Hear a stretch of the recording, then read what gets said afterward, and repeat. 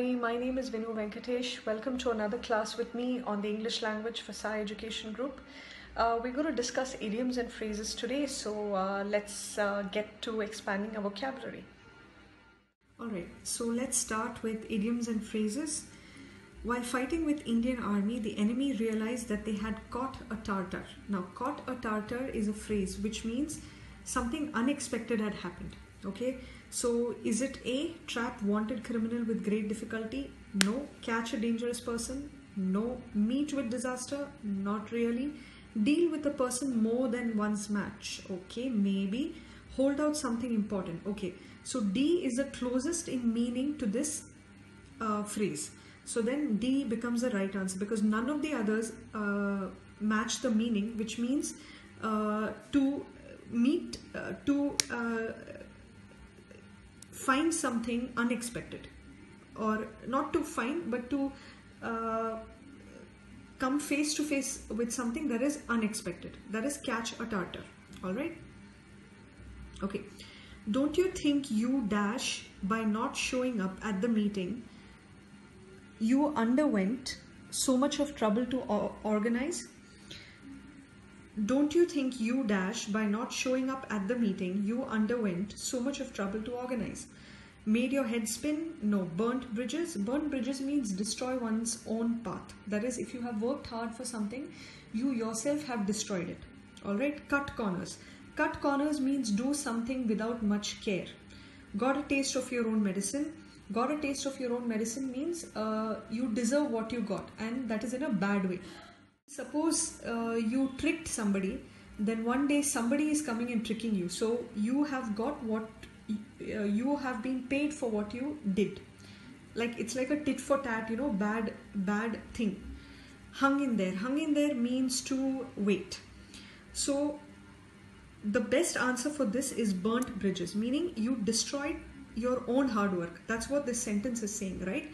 Don't you think you burnt bridges by not showing up at the meeting you underwent so much of trouble to organize? Meaning you took a lot of trouble to organize a meeting, but you didn't attend the meeting. So don't you think you have destroyed your own efforts, because people will have a bad impression about you? Reena fortunately cut a very good figure in her maiden speech. Maiden speech means first speech. So is it important speech? No. Is it first speech? Yes. Concluding speech? No. In fact, it's just the opposite. Short speech? No. Lengthy speech? No. So the correct answer is B, first speech. Maiden speech means first speech. The Titanic went on its maiden voyage, meaning the Titanic went on its first voyage in which it sank. Next. Annie's salary is so low that she finds it hard to make ends meet. To make ends meet means to survive, to live. So survive, A is the right answer. Let's look at the others. Suppose if we find a better word. Save for future? No. Go for higher studies? No. Plan anything? No. Join a new company? No. So the answer is A, survive. Make ends meet means to survive. Just give me a sec. I think, yeah, got it. Right. Okay.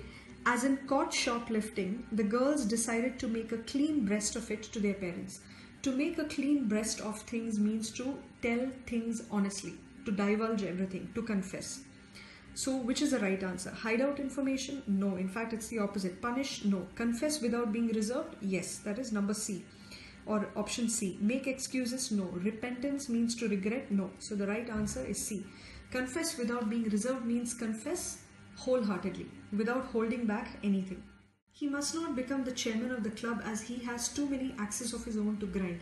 Axes of his own to grind means selfish motives. Okay, so let's look at the options. Private end to serve? Yes, this is a possible option. Fail to fulfill promises? No. Full of responsibilities? No. Personal failures? No. Schemes and plans?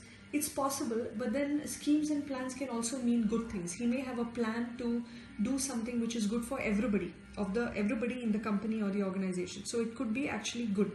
If it was meant selfish schemes or plans, then yes, this could have been an option, but this is not the right answer.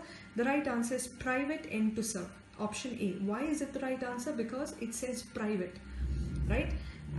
Axes of his own to grind means he has selfish motives.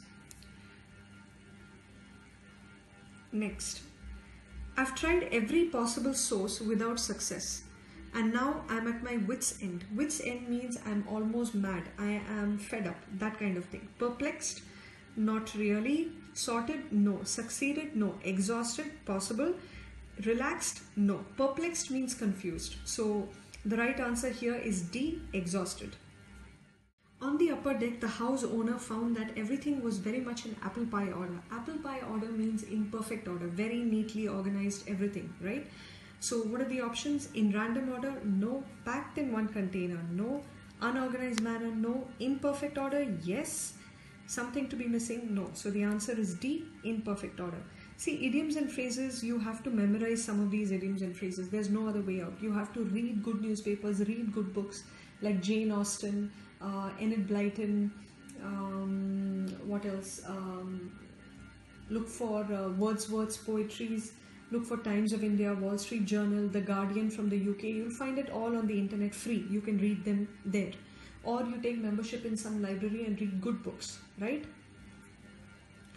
Lack of reluctance to compromise is the major stumbling block to reach a settlement. Stumbling block means hurdle or problem. Meaning, see, what is this sentence saying?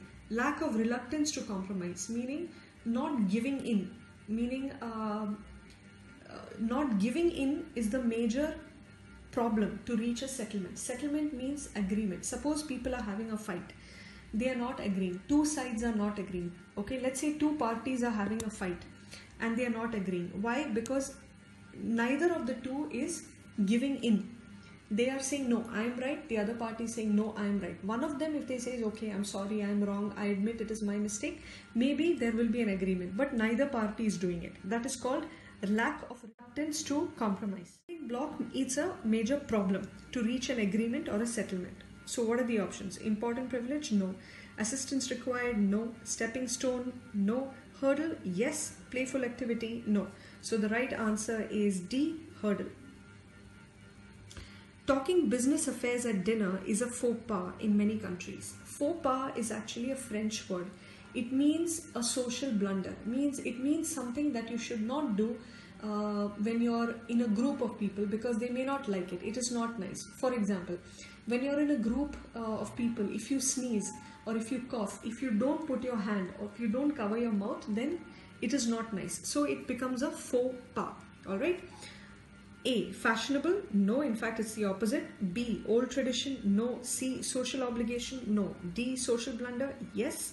E, symbol of richness? No. It is D, social blunder. Okay, policemen's efforts to catch the robbers proved to be a wild goose chase. What is a wild goose chase? Wild goose chase is nothing but it means that your efforts in finding something is becoming useless. Means it is not productive. It is not giving you the desired results. It is futile or useless.